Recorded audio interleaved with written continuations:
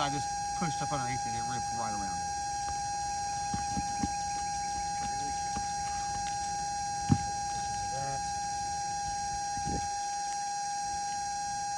All right, Dakota, will you come over here and let's zoom in? Well, on. So I've got that first row of nails out. You can see the amount of mat transfer right here and where the shingle ripped around the nail as I was attempting to pull it. All right, you go ahead and go back. All right, so now. All right, first row is loose. Now I'm gonna locate a nail here, right here, and man, as soon as I lifted it up, it ripped it right through immediately. So now I gotta come underneath the shingle to remove that nail. These shingles are very brittle. They're barely moving without any damage, and it's gonna rip right through the nail without even trying, without even being able to. I didn't even try to force it or nothing. It just came right out. And I got another one here. And it's the exact same thing. This roof is not in a repairable condition.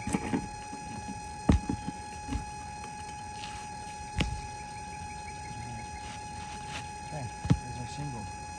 Can you come over and zoom in on that? Yep. We're going to identify what type of shingle these are. Let's see. We've got. Let's look at this. CertainTeed. All right, CertainTeed. That will make this a CertainTeed Horizon, which is no longer currently in production. It is not technically a 3-tab shingle, and it is not an architectural shingle. It is somewhere in between.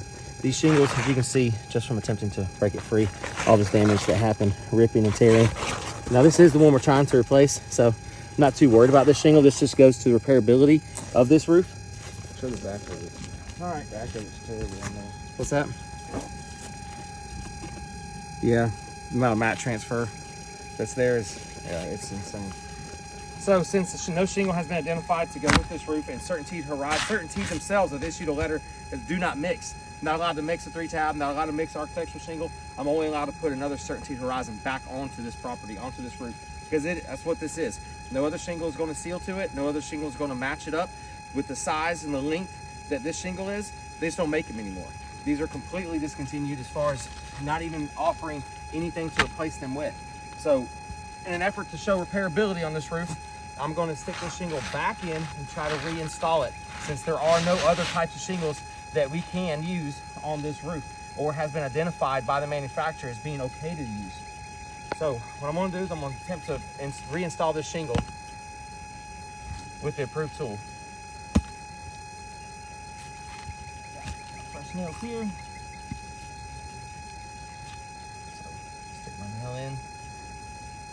I'm going to come up underneath here.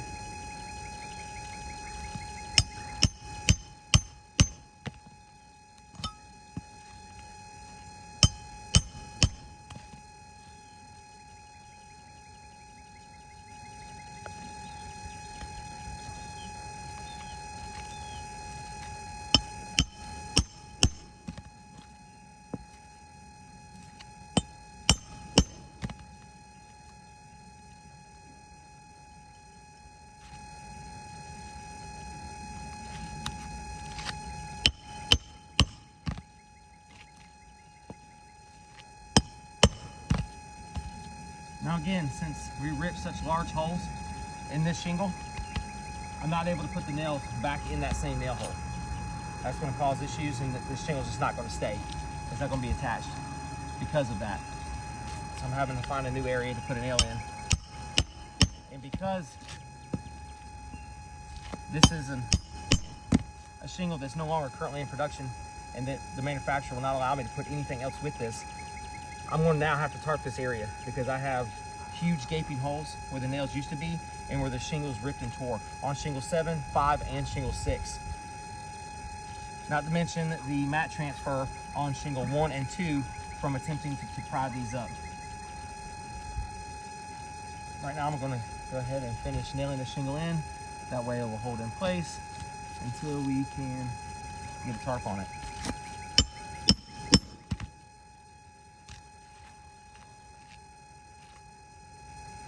Occasionally snake don't work as prescribed.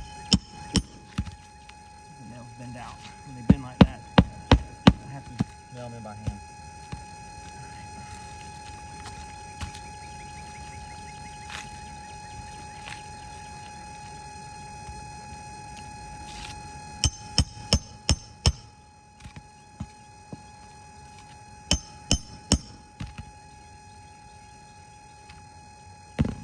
All right, and as previously indicated, an attempt to remove shingle X, which was prescribed by the insurance to be replaced and repaired. We damaged shingles 1, shingle 2 due to mat transfer coming off, just trying to pry these up. Shingles 5, shingle 6, and shingle 7 all experienced mat transfer on 7, mat transfer on 5 and 6, along with ripping and tearing, and not to mention the amount of granule loss. As you can see, just from touching it, just from looking where I was, there was all this granule loss is a direct result of me attempting to replace this one shingle. So this is going to be deemed a repair fail. And we'll send the rest of the photos and documents in with this as well.